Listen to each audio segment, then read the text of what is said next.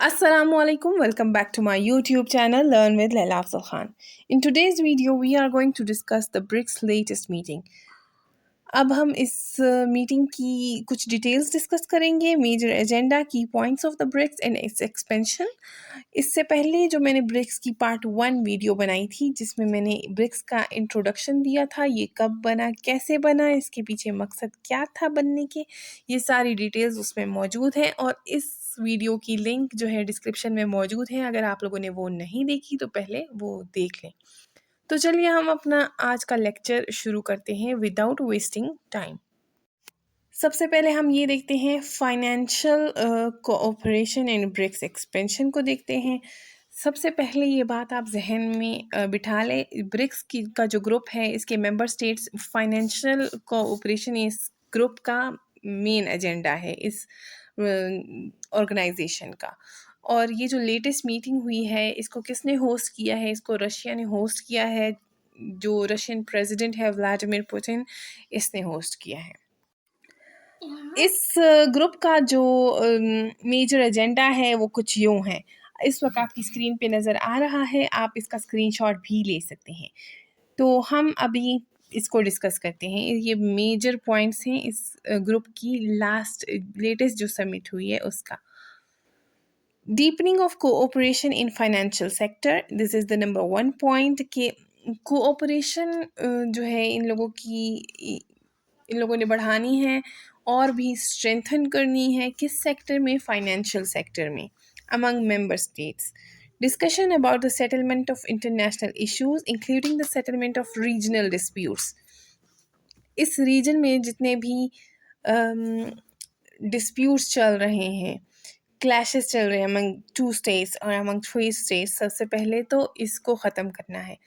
BRICS का एक agenda है कि इस रीजन को बाय 2050 या फिर ये जो इनकी मेंबर स्टेट्स हैं इन स्टेट्स को इकोनॉमिकली इतना स्ट्रॉन्ग करना है कि बाय 2050 ये दुनिया की स्ट्रॉन्गेस्ट इकोनॉमीज़ हो और दुनिया की मोस्ट पावरफुल इकोनॉमीज़ हो जो कि दुनिया को डोमिनेट करे बाय 2050।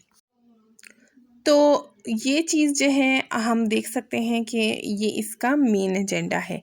फिर हम देखते हैं expansion of the group.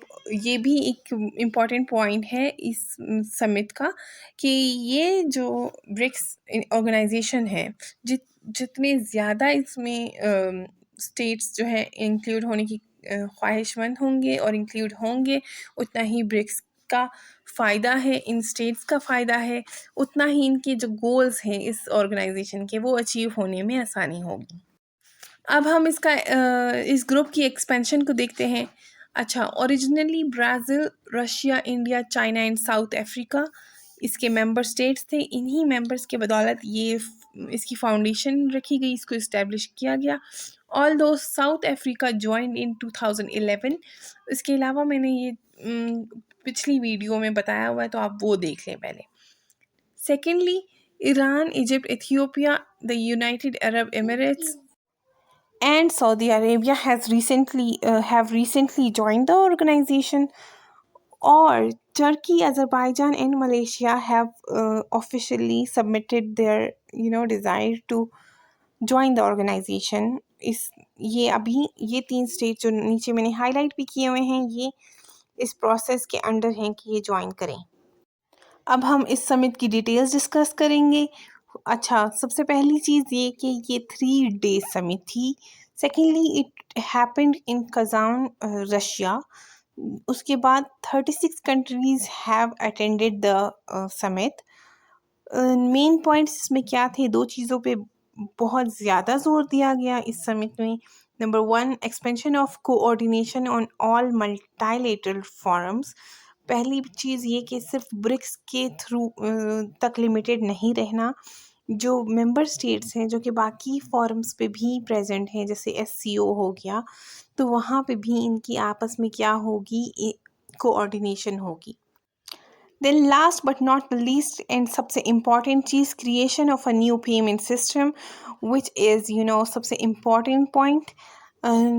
BRICS का जो सबसे मेजर एजेंडा आप कह लें वो ये है कि creation of new payment system होनी चाहिए जो कि काउंटर करे जो ऑलरेडी एक पेमेंट सिस्टम है इन डॉलर्स, जो ऑलरेडी वर्ल्ड सिस्टम बना हुआ है, वर्ल्ड ऑर्डर बना हुआ है, विच इज़ यूएस बेस्ड, और ये डॉलर का एक राज है।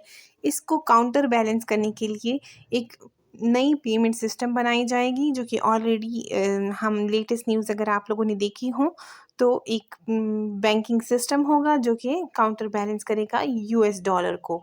और ये मेंबर स्टेट्स जितना भी इन लोगों का ट्रेड वगैरह होगा वो अपनी ही करेंसीज में करेंगे फिर।